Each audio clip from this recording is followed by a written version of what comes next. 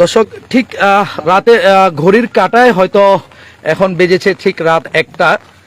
এই মুহূর্তে যে লাইভটিতে আমরা এখন আপনাদের দেখানোর চেষ্টা করব বা একটি ঘটনা আমরা জানতে পেরেছি এখানে যে ফেনী সদরের 2 নং পাঁচগাছি ইউনিয়নের তেমুহানিতে একটি ব্রিকফিল্ডে একটি 6 বছরের একটি মেয়েকে অপহরণ পরবর্তী তাকে যেটি আমরা শুনলাম এখানে তাকে দর্শন করে হত্যা করা হয়েছে। ইতিমধ্যে তার যে লাশ সেটি পুলিশ যে জায়গাটিতে তাকে হত্যা করেছে সেখান থেকে উদ্ধার করা হয়েছে এবং তার লাশটি নিয়ে গেছে এবং এখানে একজনকে অভিযুক্ত হিসেবে পাওয়া গেছে এবং প্রাথমিকভাবে আমরা যেটা জানতে পেরেছি সে তার এই মেয়েকে যে হত্যার পিছনে তার দায় সে স্বীকার করেছে। আমরা একটু জানার চেষ্টা করব এখানে ইউনিয়নের পরিচিত কিছু মানুষজন ছিল। আমরা একটু নবীবের কাছে যাব। নবী ভাই, একটু ঘটনাটি আমাদেরকে বলবেন আর ঠিক কোন জায়গা হয়েছে আমাদেরকে একটু যদি সামনে একটু দেখাতেন যে আসলে কোন জায়গায় এবং কিভাবে হয়েছে। আমরা এখানে আসার পরে একটা ফোন করে খবর পাইলাম যে এখানে একটা মেয়ের বিক্রি মাইকিং টাইকিং করছে। বিক্রি মেয়েটা শোভা তার যে সালোয়ার পাইছে ব্রিকফিলের পাশাপাশি ব্রিকফিল একটা দক্ষিণ পাশে একদম নির্জন জায়গার মধ্যে তার ইয়ে পাইছে সালোয়ার পাওয়ার পরে পরবর্তীতে আমি ছেলেদেরকে বললাম অনেক লোকজন এখানে একসাথে আছে, তো তোমরা খোঁজো। এর মধ্যে থানাকেও ফোন দিয়েছি, মেয়ের মাকেও থানা পাঠাইছি ওই বিক্রিমের ইয়েটা ধামাটাকে নিয়ে। তো ওখানে একটা পর্যায়ে খুঁজতে লেবার থাকতো একসময় বিক্রি যখন তৈরি করতো না তখন বিক্রি থাকার জন্য যে সেফটি ট্যাঙ্কি করছে টয়লেটের সেফটি ট্যাঙ্কের মধ্যে মেয়ে লাশটা পাইছে। পাওয়ার সময় সংস্কার দিয়েছে বলে লাশ ধরি না পুলিশ আসবে তারা উদ্ধার করবে এবং ভিতর থেকে লাশটা উদ্ধার করছে। এবং এখানকার একটা ছেলে বিরপিলে কাজ করতো একটা সময়, সেখানে থাকে বিরপিলের মধ্যে থাকে। তার বাড়িও মৌসুম বলছে এটুকু, ছেলেটার নাম রাসেল। ওই ছেলেটাকে আমাদের সন্দেহ হয়েছে, সে মেয়েটা স্বীকার করছে মেয়েটাকে সেটা আনছে এখানে, তাকে শ্যাম্পু দিচ্ছে ভাত খাওয়াইছে। এর আগেও মেয়েটাকে এখানে সে নিয়ে আসছে।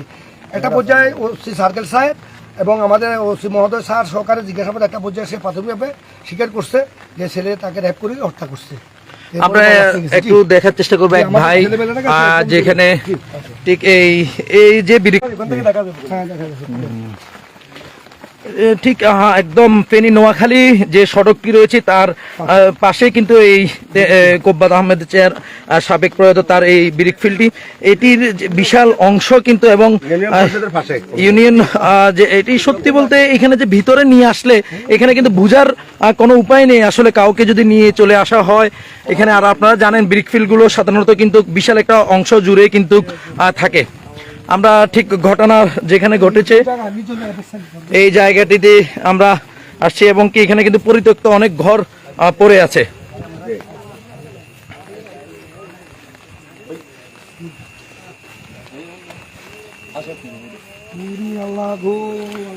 ঠিক অনেকটা হাঁটতে হাঁটতে আমরা এসেছি যে ঘটনা সত্যি বলতে এখানে এটা পাওয়া গেছে এই জায়গায়, ঠিক আছে? এই জায়গায় আমরা অনেক খোঁজাখুঁজি করছি, অনেক এরপরে 5-6 ঘন্টা পরে আমরা পাওয়া গেছে ওইখানে অনেক ভিতরে মানে পায়জামা ছিল এখানে। আর মানে এই জায়গা থেকেও মিনিমাম কত ফুট হবে? 100 ফুট। 100 ফুট এই জায়গা থেকে আমরা কিন্তু দর্শক যে নোয়াখালী সড়ক থেকে কিন্তু আমরা এই এখন পর্যন্ত কিন্তু প্রায় কত 500 ফুট হবে, 500 থেকে বেশি, এর 1000 ফুটের উপরে। এর পরেও কিন্তু এখানে কিন্তু যাওয়ার পরে সাধারণ কোনো মানুষ কিন্তু এর ভিতরে কিন্তু যাবে না। এটা কিন্তু অনেক বন জঙ্গল, এগুলো কিন্তু সমান হয়েছে। আমরা অনেক লোক নিয়ে অনেক খোঁজাখুঁজি করছি, অনেক লোক নিয়ে আমরা খোঁজাখুঁজি করছি। আচ্ছা ভাই, আপনার কাছে একটু জানতে চাইবো যে মানে এই জায়গাটাতে আসলে আপনি খোঁজাখুঁজি বা আপনাদের এই জায়গাটি এখানে বলতে আমি যখন শহর থেকে যাইতেছি, ঠিক আছে, অনেক ফোলা পয়েন্ট ক্লাস লাইট বা তস্তা জ্বলতেছে, আমি এখান দিয়ে যাইতেছি আর রাস্তাটা চিড়ে শোনা যাইতেছে। এরপর বাইক নিয়ে আমার যাত্রা বেশি আমি এখানে আইসি এর মতন বলতেছি যে এখানে আবার মাইকে কিন্তু এটার দিনে কিন্তু ইয়া করছিল। তো এখানে আসবে ওরা বলছে যে এখানে একটা পায়জামা পাওয়া গেছে। তখন সিসি ক্যামেরার ফুটেজে যে মেয়েটার পায়জামাটা এখানেই পাওয়া গেছে। এখানে আমরা অনেক খুঁজাখুঁজি মানে 3-4 ঘন্টা অনেক খুঁজাখুঁজি করছি। এরপর আমরা ওইখানে গেছি, আরো ফোলা বাইনগুলো আছে, এদেরকে আমরা এইগুলো দিয়ে ফাটাবের পরে লাস্টে টাঙ্কি একটা মুখ উল্টেপের পরে ওইখানে ফানির ভিতরে। হ্যাঁ, ওই যে আমাদের সন্দেহ হয়েছে। আমরা একটু এই মেয়ের পরিবার সম্পর্কে জানার চেষ্টা করব কামাল ভাই। এই যে মেয়েটিকে আসলে খুবই মানে কি বলবো, এটি বলার ভাষা আমরা হারিয়ে ফেলছি। যে একটু বাড়ি কোথা বা মেয়েটির পরিবার সম্পর্কে একটু আমাদেরকে যদি জানান। পরিবার সম্পর্কে আমাদের ফেনীতে আমাদের মাথিয়ারাতে বিশেষ করে বাসমান লোকদের আনাগোনা বেশি আছে। তারা বিভিন্ন রকমের কাজ করার জন্য বিভিন্ন জেলা থেকে আসে। যেমন যে ছেলেটা রেপিস্ট, তার বাড়ি হলো ময়মনসিংহ, তার মেয়েটা যে দর্শিত হয়েছে তার মায়ের বাড়ি বাবার বাড়ি মেয়ের বাড়ি হলো মেয়ের বাবার বাড়ি হচ্ছে ভোলা মনমোহন, হ্যাঁ, মার বাড়ি হচ্ছে ময়মনসিংহ মুক্তাগাছা থানা। ময়মনসিংহ মুক্তিগাছা। আমাদের মনে হয় যেন তাদের সাথে ওই যে ছেলের সাথে ময়মনসিংহের হিসাবে আঞ্চলিকতার সাথে তাদের সাথে পরিচয় ছিল, পুরো পরিচয় ছিল। হয়তোবা। এই অনুপাতে হয়তোবা তারা এটা হয়েছে। তবে আমাদের ছেলে স্বীকার করছে না, মেয়ের আগেও তার সাথে দেখা গেছে। হ্যাঁ, ছেলে আমরা যখন জানতে পারি যে জিজ্ঞাসা করি, আমি নৈবাই সহ আশিক সহ, তারপরে জিজ্ঞাসা করার পরে সে আমাদেরকে বলে দেন, জিজ্ঞাসা করলাম বারবার তুমি কি নিয়ে আসছো নাকি মেয়ে নিতে আসছো, কারণ আগে একসময় মেয়েদের নিয়ে আসছিল, আজকে আমি নিয়ে আসছি। তখন আমাদের মধ্যে নৈবের মধ্যে আমাদের মধ্যে একটা সন্দেহের বীজ দানা বাঁধে। এই জন্য আমরা তাকে আমরা বসে রাখি। এরপরে আমাদের বিজ্ঞ প্রশাসনে আসা তাদের কাছ থেকে শিকার মুক্ত নিচে নেওয়ার পর থেকে আমরাও নিশ্চিত হলাম যে এর রেপিস্ট হলো রাসেল। দর্শক যেমনটি শুনছিলেন, বলছিলেন এখানে এলাকাবাসী, সত্যি এমন ঘটনা কিন্তু আমরা কখনোই কিন্তু কাম্য না। আপনি বলছেন সন্দেহমূলক যখন ওকে রুমে আমরা আটকাইছি, আমরা এই আমাদের এই চেয়ারম্যান সাহেব, এরপরে কামাল ভাই প্রশাসনকে ফোন দিয়েছে, ওনারা আইসে, ওনারা আসবার পরে ওনারা এই তথ্যটা সবকিছু ওই ছেলে থেকে, ওই ছেলেটা নিজে তথ্যটাকে মানে দিয়ে দিয়েছে। বাসমান লোকগুলোর ব্যাপার নিয়ে দর্শক ঠিক এই যে জায়গাটা, এই জায়গাটিতে কিন্তু আরো তার থেকে আরো দূরে কিন্তু এই জায়গাটিতে কিন্তু আজকের এই ঘটনা ঘটানো হয়েছে। আসলে